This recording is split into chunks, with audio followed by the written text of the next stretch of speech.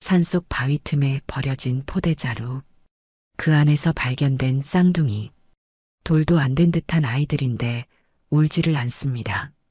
마치 무언가를 기다리고 있는 듯한 눈빛이었지요. 과부가 아이를 안는 순간 아이 하나가 작은 목소리로 속삭입니다. 집, 불, 조심. 겨우 말 배우는 나이인데 어떻게? 장터에서 숫자를 맞히고 거짓말을 알아채는 아이들. 사람들은 두려워하기 시작했습니다. 저 아이들, 대체 누구냐? 그리고 관아에서 사람이 급하게 왔습니다.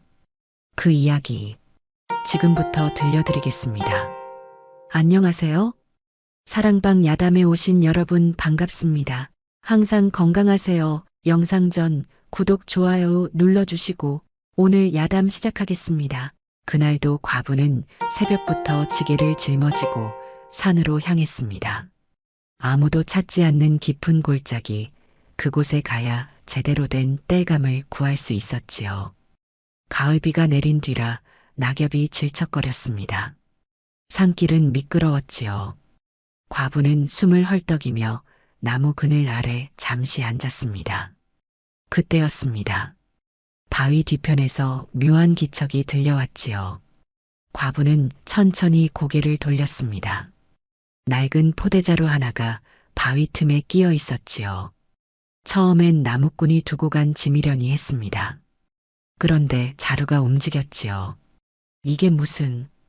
과부는 떨리는 손으로 포대를 풀었습니다. 그 안에 갓난아이 둘이 누워 있었지요. 쌍둥이였습니다. 남자아이 둘. 아이들은 울지 않았지요.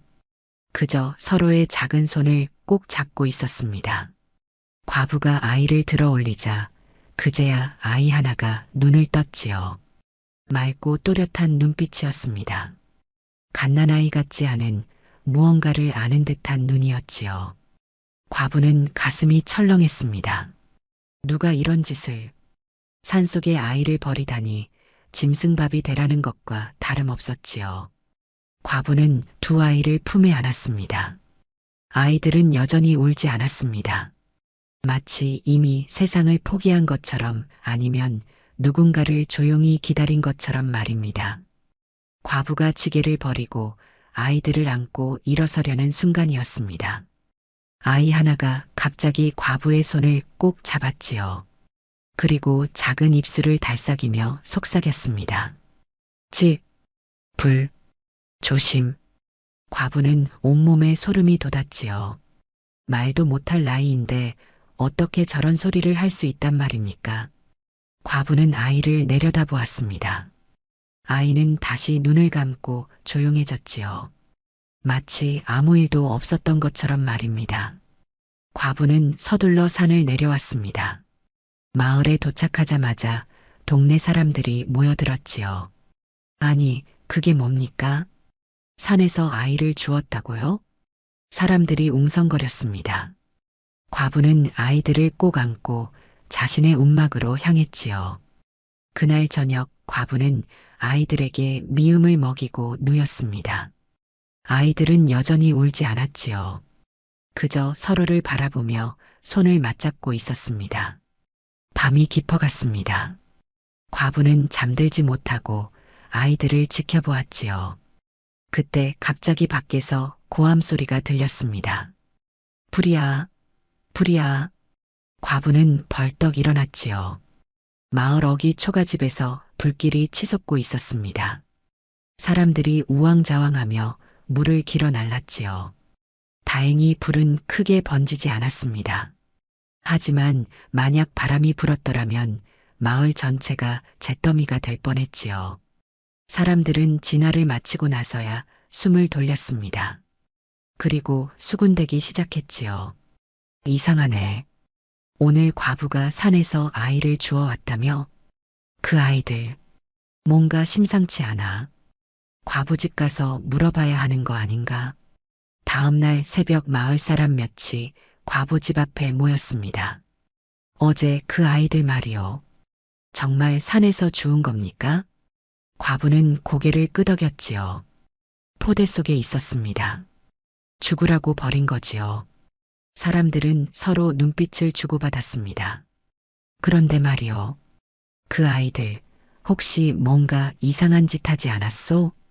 과부는 잠시 망설였지요. 아이가 했던 말이 떠올랐습니다.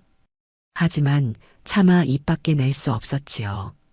말하면 사람들이 아이를 괴물 취급할 게 뻔했습니다. 아무것도 안 했습니다. 그저 조용할 뿐입니다. 사람들은 고개를 갸웃했지요.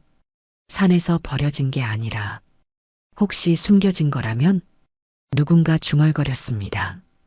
과부는 가슴이 덜컥했지요. 그 말이 마음 한구석에 박혔습니다.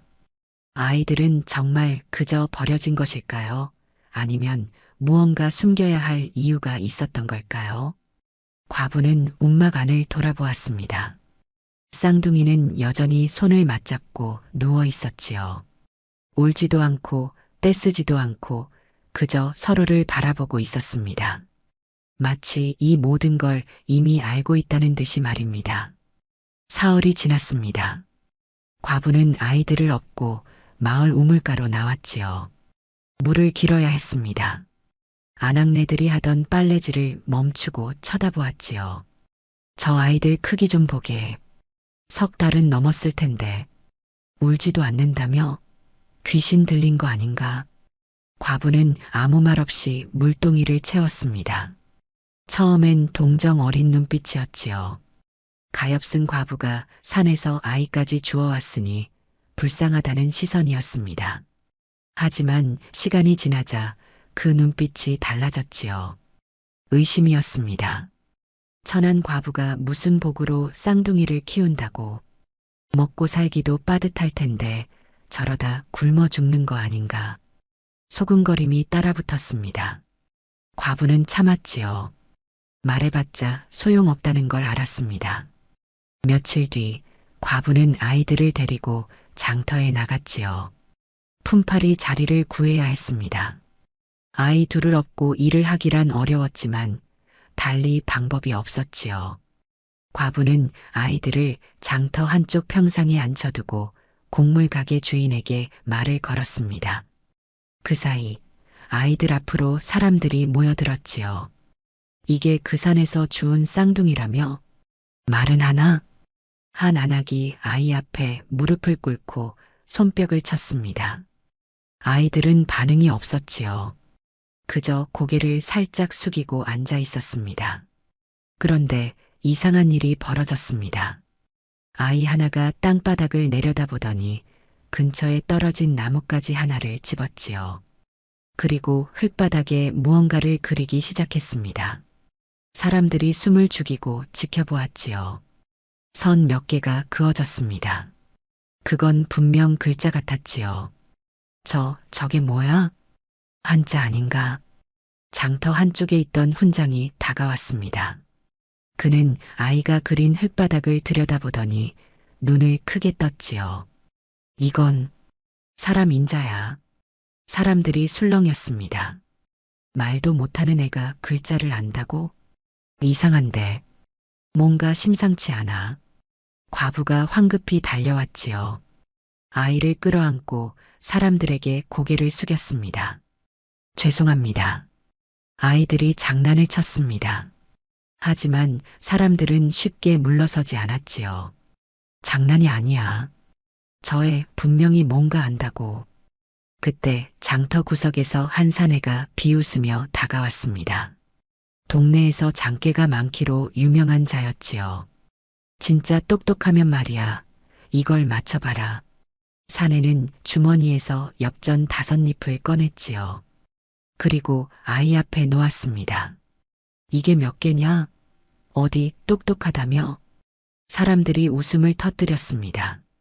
말도 못하는 아이에게 숫자를 물으니 당연히 대답할 리 없었지요. 조롱이었습니다. 과부는 아이를 안아 일으키려 했지요. 그런데 아이가 움직였습니다. 작은 손으로 엽전을 하나씩 천천히 짚어 나갔지요. 하나, 둘, 셋, 넷, 다섯. 그리고는 5손가락을 펼쳤습니다. 사람들이 숨을 멈췄지요. 저게 5을 아는 거야? 사내의 얼굴이 창백해졌습니다. 우연이야, 우연. 사내는 다시 엽전 2개를 빼고 3개만 남겼지요. 아이는 또 손가락 3개를 펼쳤습니다. 이번엔 아무도 웃지 않았지요. 훈장이 중얼거렸습니다. 이 아이들, 보통이 아니야. 그 말이 퍼지는 순간 분위기가 바뀌었지요. 신기함이 아니었습니다. 두려움이었습니다. 저게 사람 새끼가 맞나? 귀신 씨였나? 과부는 아이들을 끌어안고 장터를 빠져나왔지요. 사람들의 시선이 등 뒤에 박혔습니다. 차갑고 날카로운 시선이었지요. 과부는 집으로 돌아오는 내내 가슴이 두근거렸습니다. 아이들이 똑똑한 건 좋은 일 아닌가요? 하지만 세상은 그렇게 보지 않았지요. 남들과 다르다는 것. 그건 축복이 아니라 위험이었습니다. 그날 밤 과부는 아이들을 재우며 속삭였지요. 앞으론 아무것도 하지 마라. 아무것도 보여주지 마라. 하지만 과부도 알고 있었습니다. 시험은 이제 시작일 뿐이라는 것을 말입니다. 열흘이 지났습니다. 소문은 이미 마을 전체로 퍼진 뒤였지요. 과부가 주운 쌍둥이가 숫자를 안다는 이야기, 글자를 흉내낸다는 이야기가 사람들 입에 오르내렸습니다. 어느 날 저녁 과부 집 문 앞에 누군가 찾아왔지요. 계시오? 낮고 무거운 목소리였습니다. 과부가 문을 열자 마을 유지 김참봉이 서 있었지요. 비단 두루마기에 갓을 쓴 모습이 위압적이었습니다. 뒤에는 하인 둘이 따라와 있었지요. 참봉 어르신. 과부는 황급히 고개를 숙였습니다. 들어가도 되겠소? 과부는 움막이 너무 초라해 망설였지만 거절할 수 없었지요. 김참봉이 안으로 들어와 아이들을 내려다보았습니다. 쌍둥이는 구석에 앉아 조용히 있었지요. 소문대로군. 김참봉이 턱을 쓰다듬었습니다. 아이들이 꽤 영특하다며? 그저 우연이었을 뿐입니다. 과부는 고개를 더 숙였지요. 김참봉은 빙그레 웃었습니다. 겸손할 것 없소. 나도 봤소. 저 아이들 보통이 아니야.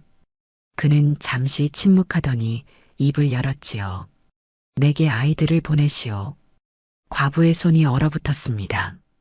예, 잘 키워주겠소. 먹여 살리고 글도 가르치고 사람 구실할 수 있게 만들어주겠소. 김참봉의 말은 그럴듯했지요. 하지만 과부는 본능적으로 불안함을 느꼈습니다. 그건 자네가 저 아이들 둘을 키울 수 있겠소? 하루 벌어 하루 먹고 사는 처지에? 말끝이 날카로워졌지요. 과부는 입술을 깨물었습니다. 사실이었지요. 아이 둘을 먹이고 입히고 키우기엔 과부의 살림이 너무 빠듯했습니다. 김참봉이 다시 말했지요. 내 집에 데려가 양자처럼 키우겠소. 그 대신 그가 잠시 멈췄습니다. 자네는 그냥 남남이 되는 거요.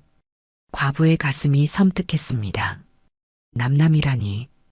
키워준 값은 주겠소. 쌀 2섬. 그걸로 당분간은 먹고 살 수 있을게요.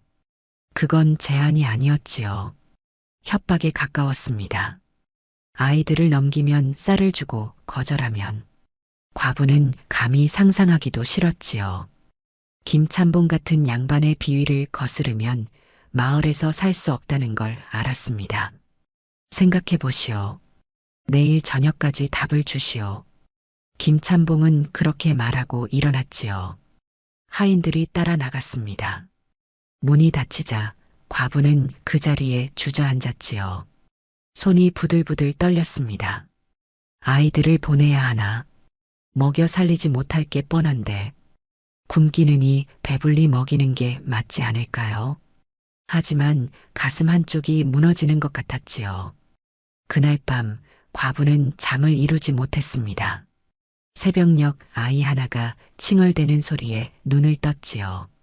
과부는 아이를 안아 달래려 했습니다. 그런데 이상했지요. 아이가 과부의 치마 끝을 꼭 붙잡았습니다. 그리고 처음으로 울음을 터뜨렸지요. 으아! 쌍둥이가 처음 우는 소리였습니다. 산에서 주워왔을 때도 장터에서 조롱받을 때도 울지 않던 아이가 지금 울고 있었지요. 과부는 가슴이 찢어지는 것 같았습니다. 왜 우니 왜? 아이는 계속 치마 끝을 붙잡고 놓지 않았지요. 마치 과부가 떠날까봐, 자기를 버릴까봐 두려운 듯이 말입니다. 다른 아이도 깨어나 과부의 옷자락을 잡았지요. 두 아이가 과부를 꼭 붙잡고 있었습니다. 과부는 눈물을 닦았지요. 내가 지킨다. 그 순간 결심이 섰습니다. 쌀 두 섬 따위는 필요 없었지요. 굶더라도 헐벗더라도 이 아이들은 내가 키운다는 결심이었습니다. 다음 날 저녁 김참봉이 다시 찾아왔지요. 생각해봤소? 과부는 고개를 들었습니다. 죄송하지만 못 드리겠습니다. 김참봉의 얼굴이 일그러졌지요. 뭐? 제가 키우겠습니다. 어렵더라도 제가 이 아이들 어미입니다. 김참봉이 코웃음을 쳤지요. 어리석은 계집. 후회할 줄 알아. 그는 화를 내며 돌아섰습니다. 하인들이 뒤따라 나갔지요. 문이 닫히자 과부는 무릎이 풀렸습니다. 두렵긴 했지요. 하지만 후회는 없었습니다. 아이들이 과부의 손을 꼭 잡았지요. 그 작은 손의 온기가 과부에게 힘이 되었습니다. 하지만 과부는 알지 못했지요. 그 선택이 더 큰 대가를 부르리라는 것을 말입니다. 김참봉을 거절한 뒤로 과부의 살림은 더욱 궁해졌습니다. 마을 사람들이 일감을 주지 않았지요. 김참봉의 눈밖에 난 과부를 거들면 자기들도 미움을 살까봐 두려웠던 겁니다. 과부는 품팔이도 빨래도 구하지 못했지요. 쌀독이 비어갔습니다. 가을이 깊어지고 바람이 차가워졌지요. 겨울이 다가오고 있었습니다. 과부는 밤마다 쌀독을 들여다보며 한숨을 쉬었지요. 이걸로 버틸 수 있을까? 아이들은 날이 갈수록 컸습니다. 밥도 더 먹어야 했지요. 과부는 자기 몫을 줄여 아이들에게 먹였습니다. 하지만 그것도 한계가 있었지요. 어느 날 과부가 장작을 패고 있을 때였습니다. 마당 구석에서 또각또각 소리가 들렸지요. 과부가 고개를 돌리자 쌍둥이가 마당에 쪼그리고 앉아 있었습니다. 아이들이 돌멩이를 주워 줄을 세우고 있었지요. 하나, 둘, 셋, 넷. 돌멩이가 가지런히 놓였습니다. 그리고는 부엌에서 콩 한 줌을 가져와 나눠놓기 시작했지요.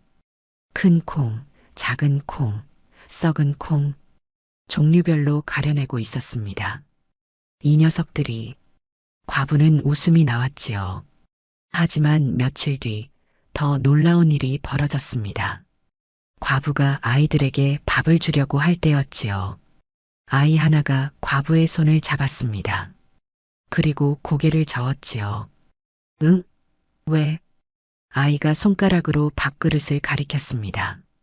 그리고 자기 입을 가리키더니 손가락 두 개를 펼쳤지요. 둘이서 나눠 먹겠다는 거구나. 가슴이 뭉클했습니다. 아직 말도 제대로 못하는 아이들이 과부가 먹을 게 없다는 걸 알고 있었던 겁니다. 아니다, 너희가 먹어라. 과부는 밥그릇을 아이들 앞에 놓았지요. 하지만 아이들은 계속 고개를 저었습니다. 사흘 뒤 과부는 아이들을 업고 장터로 나갔지요. 물을 사야 했습니다. 겨울을 나려면 김장을 해야 했지요. 과부는 주머니 속 동전을 만지작거리며 채소 가게 앞에 섰습니다. 무 2개 주시오. 20잎이요. 과부는 고개를 끄덕이고 돈을 내려 했지요. 그때였습니다. 등에 업힌 아이 하나가 과부의 손을 탁 잡았습니다. 응? 아이가 고개를 저었지요. 그리고 물을 가리키며 손짓을 했습니다. 받고? 작고 어눌한 목소리였지요. 주인이 눈을 흘겼습니다. 뭐, 누가 싫다는 거요? 아, 아닙니다. 과부는 당황해서 아이를 달랬지요. 하지만 아이는 계속 고개를 저었습니다. 그리고 옆 가게를 가리켰지요. 과부는 고개를 갸웃하며 옆 가게로 갔습니다. 무 2개 얼마요? 15잎이요. 과부는 깜짝 놀랐지요. 똑같은 무인데 값이 5잎이나 쌌던 겁니다. 과부는 아이를 내려다보았지요. 아이가 방긋 웃었습니다. 이 녀석이. 과부는 아이의 등을 토닥였지요. 장을 보고 돌아오는 길, 과부는 곰곰이 생각했습니다. 아이가 어떻게 값을 비교했을까요? 아직 말도 서툰 아이가 말입니다. 그날 저녁 마을 우물가에서 아낙네들이 속닥거렸지요. 과부네 아이들 봤어? 장터에서 값을 따진다더라. 동기신 들린 거 아닐까? 저런 애들 키우면 나중에 큰일 나. 소문이 퍼져나갔습니다.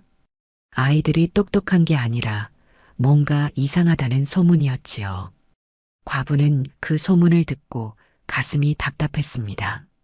아이들은 그저 살아남으려 애쓰는 것뿐인데 세상은 그마저 이상하게 보았지요. 그날 밤 과부는 아이들을 재우며 속삭였습니다. 너희는 잘못한 게 없다.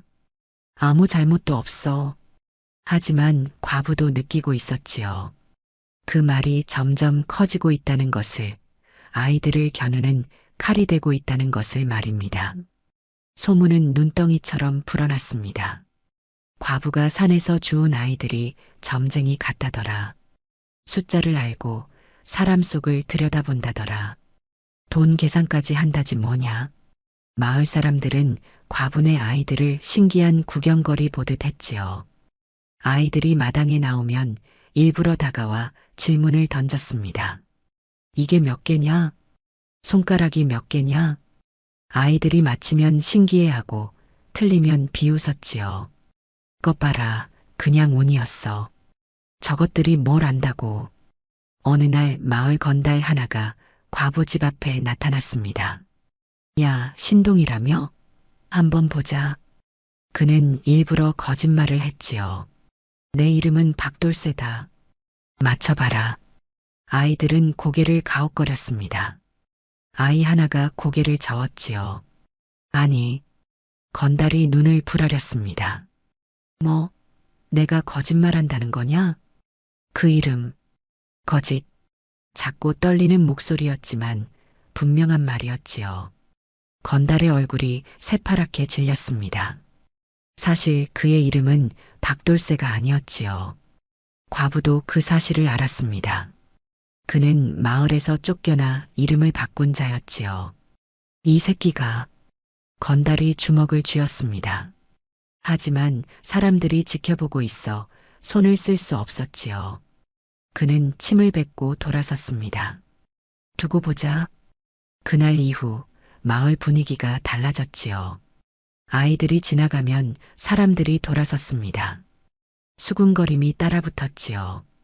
저 애들 위험해. 남의 비밀을 들춰내잖아. 저러다 큰 탈 난다니까. 과부는 불안했습니다. 사람들의 눈빛이 날로 차가워졌지요. 어느 날 밤 과부네 움막 근처에서 수상한 그림자가 어른거렸습니다. 누군가 엿보고 있었던 겁니다. 과부는 아이들을 꼭 안았지요. 내가 지킨다. 내가 지켜. 하지만 그 말이 공허하게 들렸습니다. 세상은 아이들을 용납하지 않으려 했고 이제 누군가는 아이들을 없애려 하고 있었지요. 한겨울이 왔습니다. 폭설이 내렸지요. 하루 종일 눈이 쏟아져 마을이 하얗게 뒤덮였습니다. 과부는 아이들을 방 안에 두고 잠시 나갔지요. 눈을 치워야 했습니다. 움막이 무너질까 두려웠지요. 1시경쯤 지나 돌아왔을 때였습니다. 아이가 한 명 없었지요. 어디 갔어? 어디 있어? 과부는 미친 듯이 집안을 뒤졌습니다. 하지만 아이는 보이지 않았지요. 문틈도 열리지 않았는데 아이가 사라진 겁니다. 과부는 신발도 제대로 신지 못한 채 밖으로 뛰쳐나갔지요. 애야, 어디 있니? 눈보라가 얼굴을 때렸습니다. 앞이 보이지 않았지요. 하지만 과부는 멈추지 않았습니다. 마을 사람들이 하나둘 나왔지요. 무슨 일이요? 아이가 없어졌어요. 이 밤에, 이 눈에 누군가 비웃듯 말했습니다. 거 봐라. 산에서 주운 건 결국 산으로 돌아가는 법이지. 저러다 얼어 죽을걸? 과부는 귀를 막고 싶었지만 아이를 찾아야 했지요. 산길로 올라갔습니다. 눈이 무릎까지 쌓였지요. 발이 시려왔지만 과부는 계속 걸었습니다. 애야, 어디 있니? 목이 쉬도록 불렀지요. 한 시진, 두 시진. 시간이 흘러갔습니다. 과부의 발은 감각이 없었지요. 손가락도 얼어붙었습니다. 하지만 멈출 수 없었지요. 내가 지키겠다고 했는데, 내가 어미라고 했는데, 눈물이 흘러내렸습니다. 눈물은 금세 얼음이 되었지요. 애야, 제발, 어디 있니? 과부는 비틀거리며 걸었습니다. 다리에 힘이 풀렸지요. 그래도 걸었습니다. 새벽이 밝아올 무렵이었습니다. 산길 아래 낡은 움막 하나가 보였지요. 과부는 마지막 힘을 짜내 그곳으로 달려갔습니다. 문을 열자 아이가 구석에 웅크리고 있었지요. 애야. 과부는 아이를 끌어안았습니다. 아이는 차갑게 식어 있었지만 숨은 쉬고 있었지요. 괜찮니? 괜찮아. 어미가 왔어. 과부는 자기 옷을 벗어 아이를 감쌌습니다. 그리고 품에 꼭 안아 체온을 나눴지요. 아이가 천천히 눈을 떴습니다. 어미, 작은 목소리였지요. 과부는 눈물을 흘리며 아이를 안았습니다. 그때였습니다. 바닥에 무언가 떨어져 있는 게 보였지요. 비단 조각이었습니다. 과부는 그것을 집어들었지요. 고운 무늬가 새겨진 평범한 집에선 볼 수 없는 물건이었습니다. 이건 과부는 주변을 둘러보았습니다. 움막은 텅 비어 있었지요. 하지만 분명 누군가 이곳에 왔었습니다. 아이를 데려간 사람이 있었던 겁니다. 과부는 비단 조각을 옷 속에 감추고 아이를 꼭 안고 산을 내려왔지요. 마을 어귀에 도착하자 사람들이 모여 있었습니다. 찾았소? 아이가 무사하오? 하지만 그들의 눈빛엔 안도보다 의심이 더 많았지요. 과부는 아무 말 없이 집으로 돌아왔습니다. 가슴이 두근거렸지요. 아이를 노린 건 마을 사람이 아니었습니다. 훨씬 더 큰 손이 움직이고 있었던 겁니다. 이틀 뒤 과부는 비단 조각을 들고 마을 약초꾼을 찾아갔습니다. 늙은 약초꾼은 산을 누비며 온갖 것을 보고 들은 사람이었지요. 혹시 이 비단에 대해 알지 않을까 싶었습니다. 이게 뭔지 아시오? 약초꾼이 비단 조각을 받아들었지요. 순간 그의 얼굴에서 핏기가 가셨습니다. 이건 아는 물건이요? 약초꾼은 한참을 말없이 비단을 들여다보았지요. 그리고 문을 닫고 목소리를 낮췄습니다. 이건 함부로 가져서는 안 되는 물건이요. 무슨 뜻이오? 이 무늬는 아무나 쓸 수 없소. 관가 쪽, 그것도 높은 집안 물건이지. 약초꾼이 한숨을 쉬었지요. 몇 해 전 일이요. 고을 원님 집안에서 큰 소동이 있었지. 무슨 일이었소? 약초꾼은 주변을 살피더니 더욱 목소리를 낮췄습니다. 원님 아들이 여인을 들였는데 그 여인이 아이를 가졌소. 그것도 쌍둥이를 말이지. 과부는 숨이 멎는 것 같았지요. 원님 댁 본처, 그러니까 도련님의 정실 부인이 그걸 용납하지 않았소. 첩의 자식이 양반과 핏줄로 인정받는 게 싫었던 거지. 그래서 그 여인은 한밤중에 쫓겨났소. 배가 불렀는데도 말이오. 사람들은 그 여인이 산속에서 죽었다고 했지. 약초꾼이 고개를 저었습니다. 하지만 내가 그의 봄의 산속에서 이상한 걸 봤소. 피 묻은 천조각과 포대자루, 과부의 손이 후들거렸지요. 그 여인이 아이를 낳았던 거요. 그리고 아이들을 숨기려 했던 게 아닐까 싶소. 왜 숨겼을까요?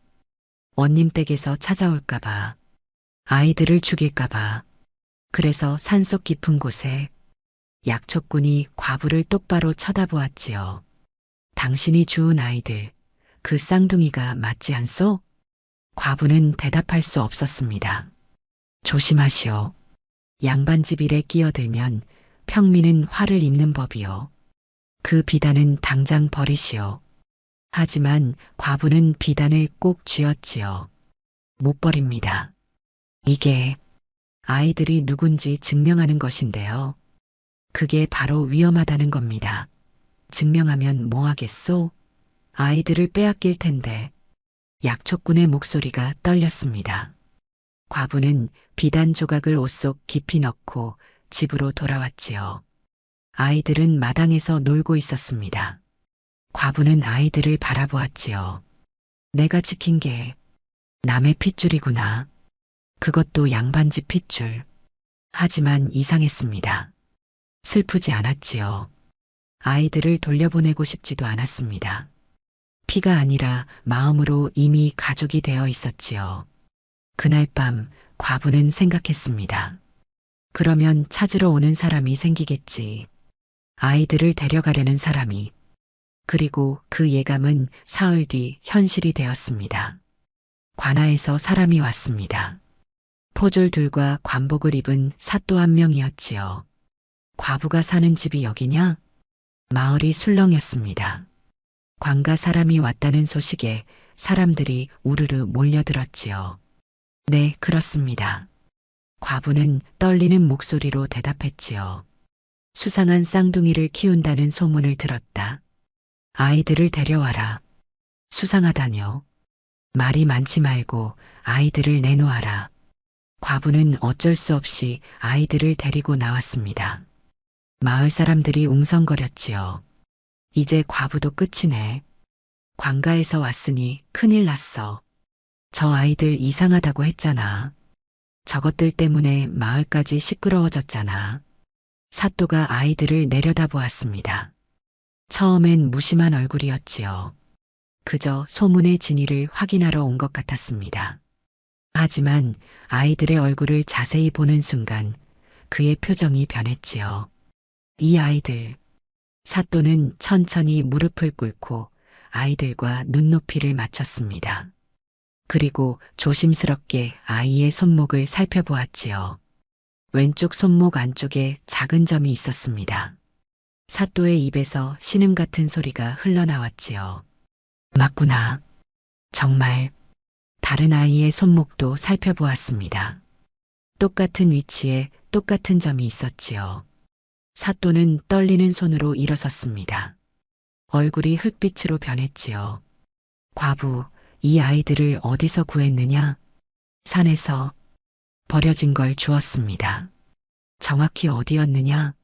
언제였느냐? 깊은 골짜기 바위 틈이었습니다. 지난 봄 꽃이 필 무렵이었습니다. 사또는 고개를 끄덕였지요. 모든 계산이 맞아떨어졌던 겁니다. 그는 떨리는 목소리로 말했습니다. 이 아이들은 평범한 아이들이 아니다. 마을 사람들이 숨을 죽였지요. 고을 원님 댁에 잃어버린 핏줄이다. 순간 마을 전체가 술렁였습니다. 뭐라고? 원님 댁 핏줄을 과부가 키웠다고? 세상에. 과부는 다리에 힘이 풀려 휘청거렸지요. 사또가 냉정한 목소리로 말했습니다. 아이들은 지금 당장 관가로 데려가겠다. 너는 지금까지 키워준 공로를 인정받아 상을 받게 될 것이다. 상이라뇨. 은자 10량. 평민으로선 큰 돈이다. 평생 먹고 살 수 있을 게다. 사또의 말은 명령이었지요. 과부는 아이들을 바라보았습니다. 아이들도 과부를 올려다보고 있었지요. 그 눈빛에 두려움과 슬픔이 가득했습니다. 과부는 주먹을 꽉 쥐었지요.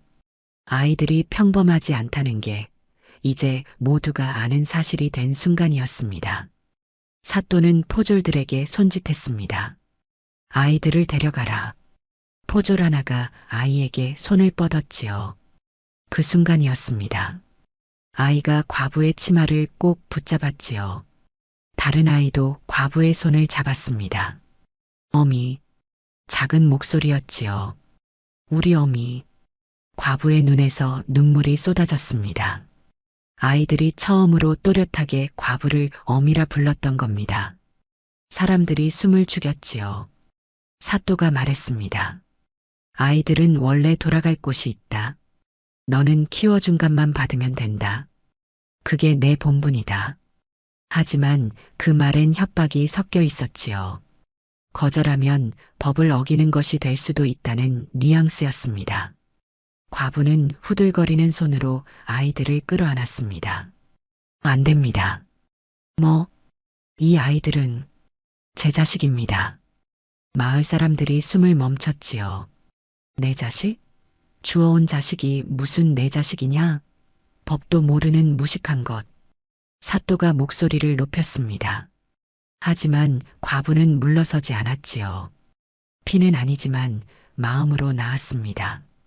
과부의 목소리는 떨렸지만 단호했습니다. 버려졌을 때 안아준 건 접니다. 굶주렸을 때 제 밥을 줄여 먹인 것도 접니다. 아플 때 밤새 지킨 것도 접니다. 눈보라 속에서 찾아 헤맨 것도 접니다. 과부는 아이들을 더 꼭 안았지요. 이 아이들을 사람으로 키운 건 접니다. 양반댁 핏줄이기 전에 이 아이들은 제 자식입니다. 마을 사람들이 술렁였습니다. 사또는 인상을 찌푸렸지요. 법은 그렇지 않다. 핏줄이 먼저다. 핏줄이 우선이다. 그럼 전 증인이 되겠습니다. 증인? 과부가 옷 속에서 비단 조각을 꺼냈습니다. 이 아이들이 버려졌다는 증인입니다. 산속 움막에서 찾은 겁니다. 아이를 누가 데려갔는지, 왜 숨겼는지, 그 경위를 밝히려면 제 증언이 필요하지 않겠습니까? 사또의 얼굴이 굳었지요. 맞는 말이었습니다. 아이들이 왜 어떻게 버려졌는지를 밝히려면 과부의 증언이 반드시 필요했지요. 그리고 그 과정에서 원님 댁의 치부가 드러날 수도 있었습니다. 쌍둥이가 과부의 손을 더욱 꼭 잡았지요. 사또는 한숨을 쉬었습니다. 고집이 세구나. 좋다. 일단은 원님께 직접 보고하겠다. 그때 내 뜻도 함께 전하마. 그는 몸을 돌렸지요. 마을 사람들은 소곤거렸습니다. 과부가 미쳤나? 관가와 맞서다니. 저러다 큰일 나는 거 아닌가? 하지만 과부는 후회하지 않았지요. 아이들이 자신을 어미라 불렀습니다. 그것만으로 충분했지요. 그리고 과부는 알았습니다. 이제 마지막 판이 열리고 있다는 것을 말입니다. 열흘 뒤 원님이 직접 마을에 왔습니다. 높은 가마에 탄 원님과 수많은 수행원들이었지요. 마을은 발칵 뒤집혔습니다. 원님은 과부와 아이들을 불렀지요. 원님은 백발의 노인이었습니다. 하지만 눈빛만은 날카로웠지요. 과부, 아이들을 내게 넘기면 너와 내 집안을 평생 돌봐주마. 땅도 주고 집도 주겠다. 하지만 과부는 고개를 저었지요. 아이들은 제 목숨입니다. 원님이 한숨을 쉬었습니다. 사실을 말하겠다. 이 아이들은 내 손자들이다. 마을이 다시 술렁였지요. 하지만 내 며느리가 첩의 자식을 용납하지 않았다. 집안의 화목을 위해 나는 눈을 감았다. 그 여인을 내쫓는 걸 막지 않았다. 원님의 목소리가 떨렸습니다. 그 여인은 산속에서 아이를 낳고 죽었다. 나는 손자들도 함께 죽은 줄 알았다. 내 핏줄을 지키지 못한 죄, 평생 가슴에 묻고 살았다. 그는 아이들을 바라보았지요. 그런데 내가 살렸구나. 내가 저버린 핏줄을. 과부는 눈물을 닦았습니다. 원님이 물었지요. 임금께 이 사실을 보고해야 한다. 잃어버린 양반집 핏줄을 찾았다고 말이다. 그러면 임금께서 물으실 게다. 이 아이들을 키운 자가 누구냐고. 원님이 과부를 똑바로 보았습니다. 내가 뭐라 대답해야 하겠느냐? 과부가 앞으로 나섰지요. 제가 어미였습니다. 피로 낳지 않았는데 마음으로 낳았습니다. 핏줄보다 먼저 어미가 되었습니다. 원님은 잠시 침묵했습니다. 그리고 천천히 고개를 끄덕였지요. 알았다. 너를 아이들의 유모로 삼겠다. 내 집에서 아이들과 함께 살게 하마. 아이들이 자랄 때까지 내가 곁에 있어 주거라. 감사합니다. 원님이 마을 사람들을 돌아보았습니다. 이 여인을 보아라. 핏줄도 아닌 아이를 목숨 걸고 지켰다. 양반이 저버린 핏줄을 천한 과부가 지켰다. 부끄러운 일이다. 마을 사람들은 조용해졌지요. 과부를 비웃던 자들, 아이들을 이상하게 보던 자들 모두 고개를 숙였습니다. 사람들이 기억하는 건 천재 쌍둥이가 아니었지요. 끝까지 아이들을 품은 과부의 등이었습니다. 그날 과부는 아이들을 데리고 원님 댁으로 갔습니다. 새로운 삶이 시작되는 순간이었지요. 가마에 오르기 직전 과부는 마을을 돌아보았습니다. 궁핍했지만 아이들과 함께한 날들이 떠올랐지요. 어미, 아이 하나가 과부의 손을 잡았습니다. 응? 고마워. 과부는 미소를 지었지요. 하지만 마지막 순간 다른 아이가 과부에게 살며시 속삭였습니다. 어미, 아직 끝이 아니야. 우리를 또 찾으러 올 거야. 과부는 고개를 갸웃했지요. 아이가 무슨 말을 하는 걸까요? 누가 또 찾으러 온다는 걸까요? 그 의미를 알게 되는 건 훗날의 일이었습니다.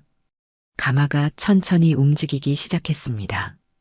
마을 사람들이 지켜보는 가운데 과부와 쌍둥이는 새로운 세상으로 향했지요. 세상이 시험한 건 아이들의 재능이 아니었습니다. 과부의 마음이었습니다. 그리고 그 마음은 끝까지 꺾이지 않았지요. 천재로 자란 쌍둥이가 마을로 내려왔습니다. 산속에서 자란 쌍둥이 마을에 내려온 날, 3부에서 계속됩니다.